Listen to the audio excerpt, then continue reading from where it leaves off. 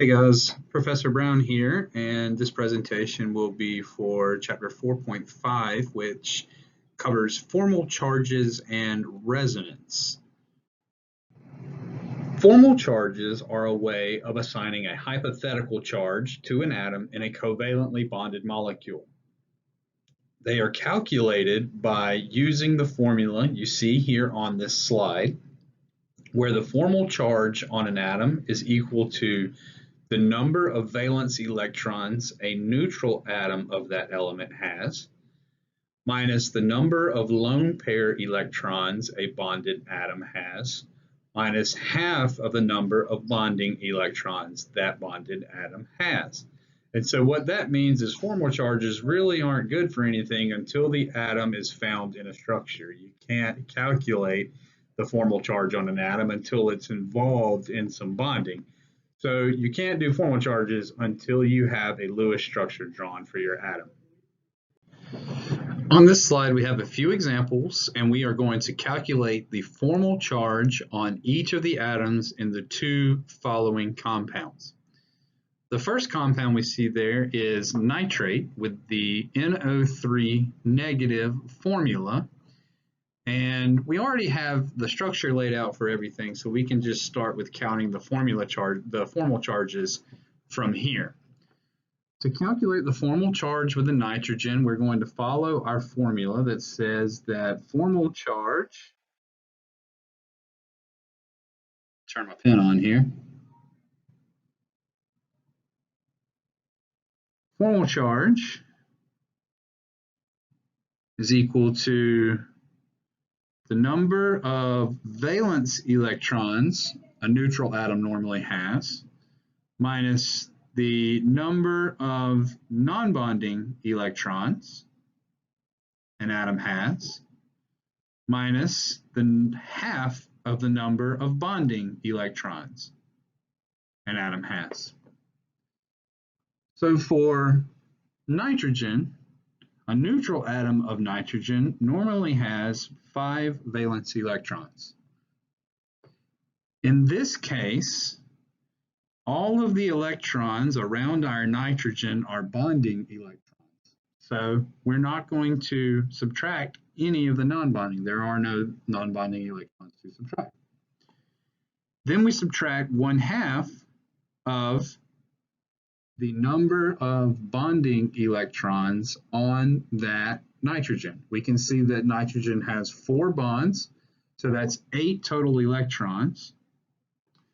And of course, once we multiply 1/2 by 8, we will get 4. So the formal charge on nitrogen is equal to 5 minus 0 minus 4. The formal charge on that nitrogen in the nitrate structure is positive 1. Now let's see if we can calculate the formal charges for each of the oxygen. For the first one here, I'm going to do the oxygen with the double bonds here on the top. Oxygen normally has 6 valence electrons. This oxygen in particular has 4 non-bonding electrons. And this oxygen also has 4 bonding electrons. Once we go ahead and do the 1/2 times 4 to get 2, this oxygen's formal charge becomes 6 minus 4 minus 2, or a formal charge of 0. Now we will do this oxygen here. Oxygen normally has 6 valence electrons. This oxygen has 6 non-bonding electrons, and this oxygen has 2 bonding electrons. Once we reduce the 1/2 times 2, the formal charge on this oxygen becomes 6 minus 1. This gives a negative 1 for the formal charge on that oxygen. We can probably see that the other oxygen here will closely match that of the oxygen here, and we can pretty much say that they have the same pattern, so they would look exactly the same.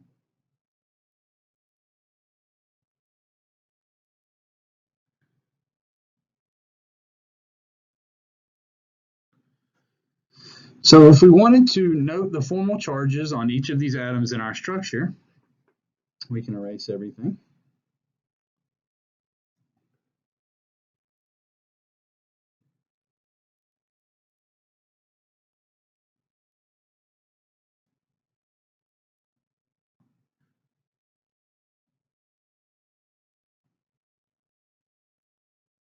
And we have shown here that our nitrogen has a +1 formal charge.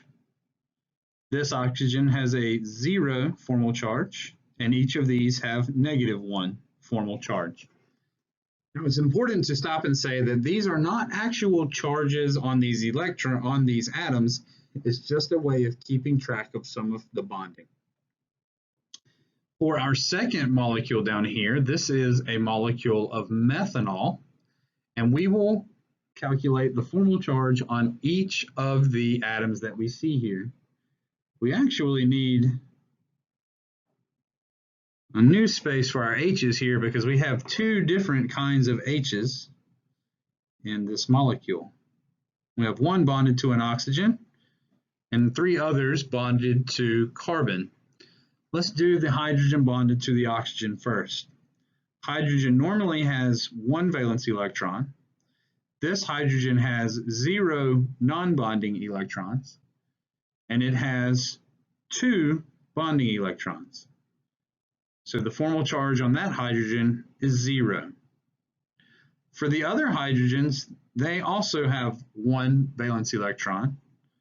They also have 0 non-bonding electrons, and they also have 2 bonding electrons. So the formal charges on all of our hydrogens are 0. For carbon, carbon normally has 4 valence electrons. This carbon in particular has 0 non-bonding electrons, and this carbon has 8 bonding electrons from the 4 bonds it shares to the H's and the O. Once you calculate that out, the carbon has a formal charge of 0. In this particular molecule, our oxygen, which normally has 6 valence electrons, has 4 non-bonding electrons and also has 4 bonding electrons. Once the arithmetic is finished there, we can see that the formal charge on that oxygen is 0. In these examples, we have shown how to calculate formal charges for atoms found in a molecule. Again, I want to stress these are not actual charges that exist on these molecules. They are rather what we call a formal charge, which is a way of keeping track of electrons in a molecule. So if formal charges are not telling us something physical or actual about the atom, what are they good for and why do we calculate them? There are 2 reasons that we bother with calculating formal charges. The first reason is that they help to confirm the correctness of a Lewis structure that we have drawn. If we draw a Lewis structure and then calculate the formal charges on a neutral molecule, we would find that in a correct Lewis structure, the formal charges must add up to 0. Again, that is for a neutral molecule. Also, in an ion or a polyatomic ion, the Lewis structure must have atoms that all add up to the charge on the ion.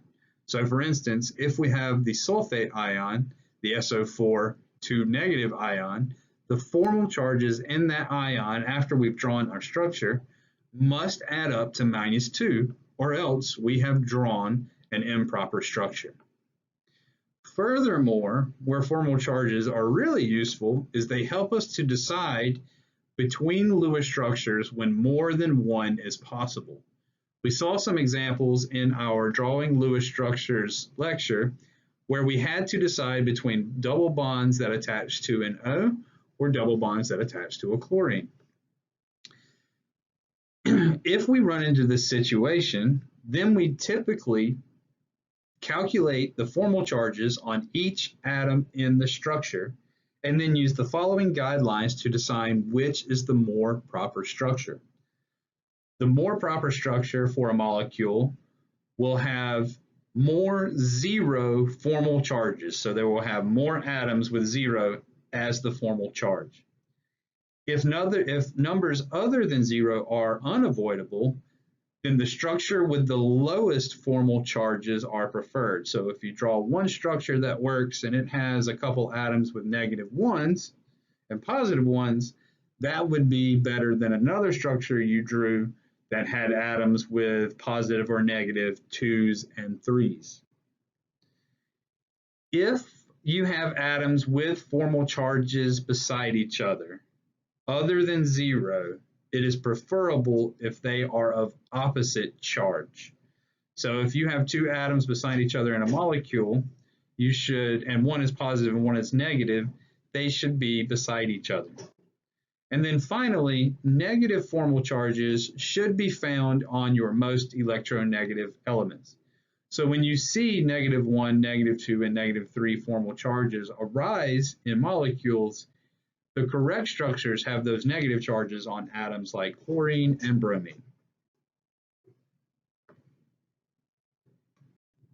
Here on this slide, we will look at an example of how formal charges can help us deduce a correct structure. We're being asked to determine the Lewis structure of carbon dioxide here on this slide. We start our examination of Lewis structures, as we always do, by counting the valence electrons we have to work with. Since this is CO2, I'm going to line out 1 carbon and 2 oxygens. Carbon has 4 valence electrons, and each oxygen will bring 6. That is a total of 16 valence electrons. Now we will decide on our central molecule.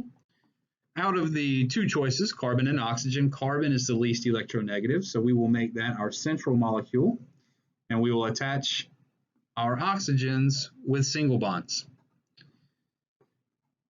Then we will fill out the remaining electrons around our atoms, around our terminal atoms, in order to complete octets.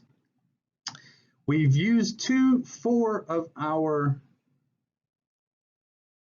electrons already, meaning we have 12 left to use.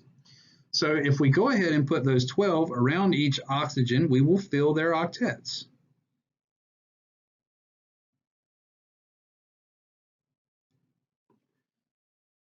At this point, we can probably see that while the correct number of electrons have been used and oxygens have full octets, our carbon has not satisfied his octet. So we will need to rearrange some of these electrons into multiple bonds in order to help carbon satisfy the octet.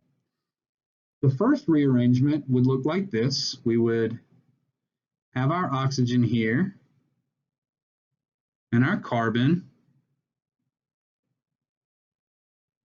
and we would move our electrons down here into a multiple bond, in which case we would have a carbon dioxide structure that looks like this. So we've gotten closer to our octet on the carbon. We now have 6 electrons, but we're still not all the way to the 8. And it's at this point that formal charges will help us decide. We have 2 options for making the octet on the carbon work. We could either take one of these pairs and put it there to that carbon and arrive at this structure.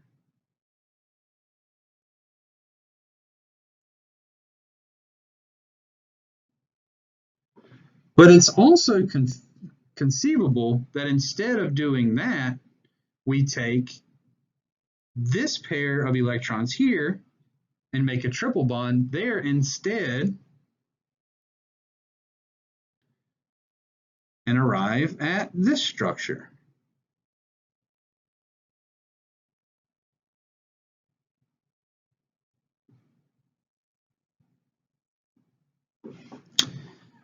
We could count and show that in both of these structures, 16 electrons have been used, and everyone, all of the involved atoms, has a satisfied octet.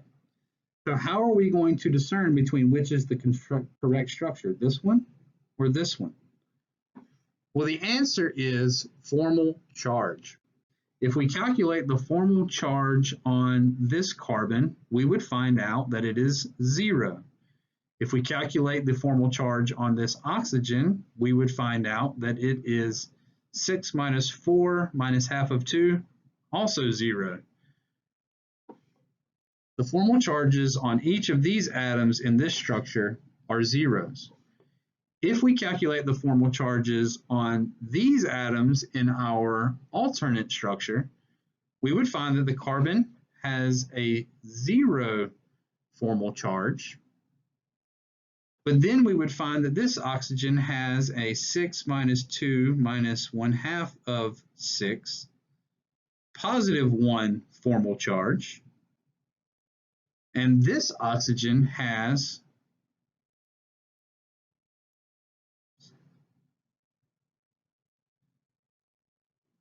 a negative 1 formal charge.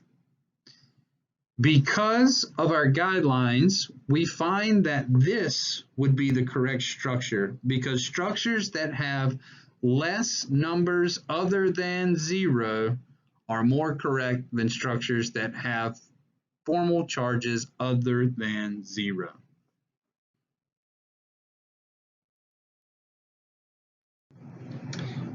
We can see on this slide another example of where formal charges might come in handy. If we were asked to draw the Lewis structures of the thiocyanate ion with the formula SCN-, we might find that we have a difficult time predicting what the central atom is. We know that the central atom is supposed to be the least electronegative atom out of the choices, but sulfur, carbon, and nitrogen all have relatively closely matched electronegativities, and so there might be a question as to which one belongs in the center. Well, formal charges give us our answer. If we draw the 3 predicted structures, or the 3 allowable structures for thiocyanate, we could end up with what we see here, with formulas with, or structures with, the C in the middle, the nitrogen in the middle, or the sulfur in the middle. And then to determine which one is correct, if we wanted to be sure, we could calculate the formal charges on each of the atoms in that structure. We would then find that, like we've seen from our guidelines already, structures that have the lowest relative formal charges will be the correct structure. Because this one has more zeros than the other, and the only formal charge that does appear is a -1, while we see positive and -2s in the other structures, the correct structure for thiocyanate would be the one with the carbon as the central atom.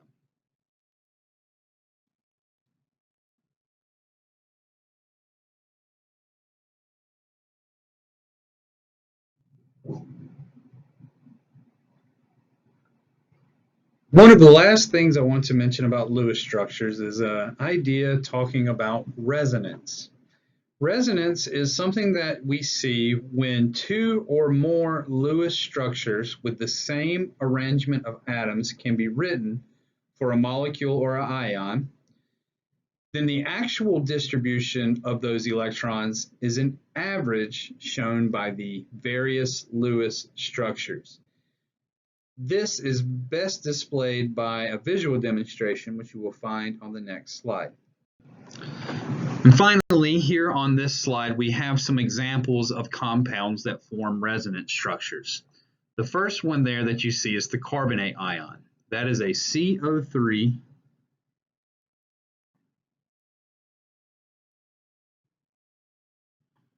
That is a CO3 2- ion. And so if you were asked to draw the Lewis structure for this ion, you would find that any of these 3 structures drawn here would work. They all satisfy the octet rules. They all use the correct number of electrons, and they all have identical formal charges. So you can't decide which one is correct. They're all 3 correct. even though that bond is bonded, that double bond is bonded to different oxygens in each structure. What resonance shows, when chemists draw these resonance structures, they are showing that all of those bonds are equal.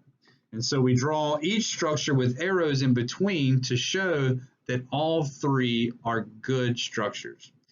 The important thing to keep in mind for resonance structures, and this is the questions you will see on it. If you see a question that says these are resonance structures, they will ask, how would you describe the bonds in these resonance structures? And what they want you to know is, even though we draw the double bonds separate from the single bonds, and then we draw the arrows to show that the double bond can be attached to any of the oxygens, that is not what is actually happening in the real molecule. What is actually happening in the real molecule is that double bond is somewhat spread out over each of the oxygens. So it's like each of them has a little piece of that double bond. And so the answer is, even though it's depicted with the double bond in different places, all of these bonds are actually the same length and the same strength, somewhere between a double bond and a single bond. We just don't have a good way other than this of representing that. So when you see these questions about resonance examples, just keep in mind that even though the bonds appear different, because the resonance structures are shown, that means the bonds are all actually the same, and they're somewhere between the single bond and the double bond that is shown.